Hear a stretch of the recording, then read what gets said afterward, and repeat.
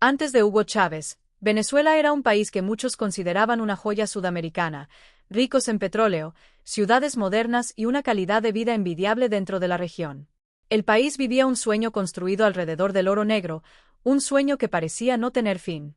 Pero bajo esa superficie brillante había grietas que nadie quería ver.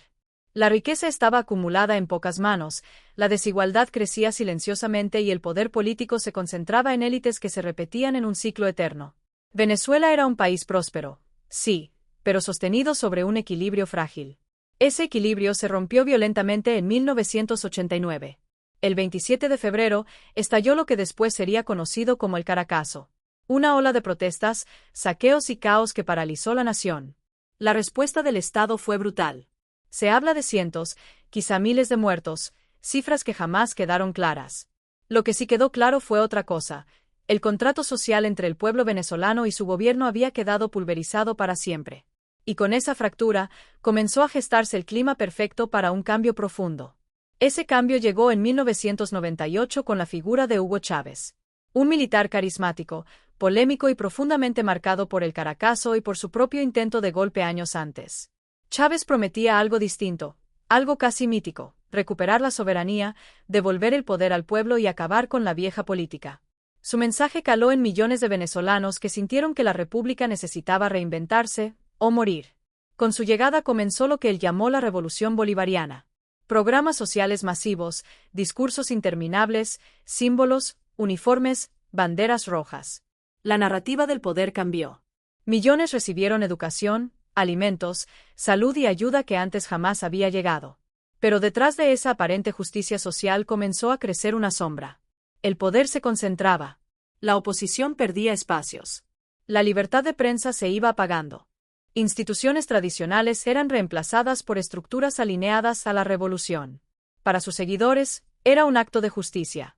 Para sus críticos, el inicio de un nuevo autoritarismo disfrazado de esperanza. Y entonces, algo inesperado sucedió. El 11 de abril del 2002, un golpe de Estado sacó a Chávez del poder, por 2 días. La narrativa oficial y la oposición contaron historias completamente opuestas sobre lo que pasó en esas 48 horas. Algunos dijeron que el pueblo rescató a su líder. Otros aseguraron que potencias extranjeras jugaron un rol decisivo en su regreso. Lo que es cierto es que después de ese episodio, la revolución regresó más fuerte, más vigilante y más decidida a blindarse. Los años siguientes fueron una montaña rusa marcada por petróleo, confrontaciones políticas y un país que se dividía casi en dos mitades irreconciliables. Pero ninguna revolución es eterna. Tras la muerte de Chávez, ascendió Nicolás Maduro, un hombre que muchos creían incapaz de mantener el control. Y sin embargo, lo mantuvo. Pero lo hizo en medio de una tormenta perfecta: caída del petróleo, inflación desbordada, escasez, protestas, violencia y un éxodo humano sin precedentes en la historia de América Latina.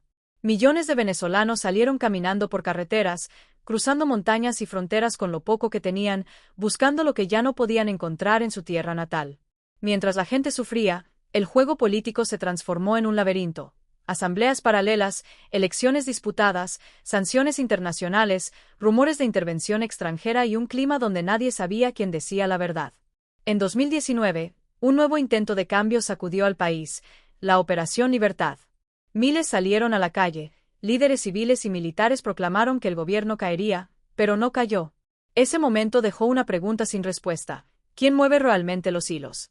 Porque mientras el poder visible hablaba en cadenas de televisión, detrás parecían actuar fuerzas más complejas: inteligencia internacional, alianzas con países lejanos, redes económicas clandestinas y grupos armados que controlaban territorios enteros dentro del país. Con el tiempo, el misterio se hizo teoría, y la teoría se volvió susurro: Venezuela ya no era dueña de su propio destino. Y aunque algunos líderes desaparezcan, sean capturados o cambien su discurso, la estructura del poder permanece. Venezuela sigue siendo un tablero global donde recursos, intereses y estrategias geopolíticas chocan en silencio. Hoy, el país vive en una paradoja inquietante. Tiene uno de los mayores reservorios de petróleo del mundo. Pero también tiene una de las mayores diásporas humanas de la historia reciente. Tiene instituciones funcionando en papel, pero en la práctica, la realidad la gobiernan distintos actores, visibles e invisibles. Tiene esperanza, pero convive con una herida abierta. La gran pregunta es: ¿qué viene ahora? ¿Una reconstrucción lenta? ¿Un nuevo liderazgo? ¿O el mismo ciclo repetido con otro rostro y otro discurso? Tal vez, la verdadera historia de Venezuela aún no está escrita. O tal vez sí lo está, pero no por los venezolanos. Si este video desaparece, quizá alguien no quiere que entiendas lo que realmente ha pasado. Si quieres seguir explorando estas realidades inquietantes, no olvides apoyar este canal. Dale like, comparte el video, activa la campanita y suscríbete a Realidad Inquietante.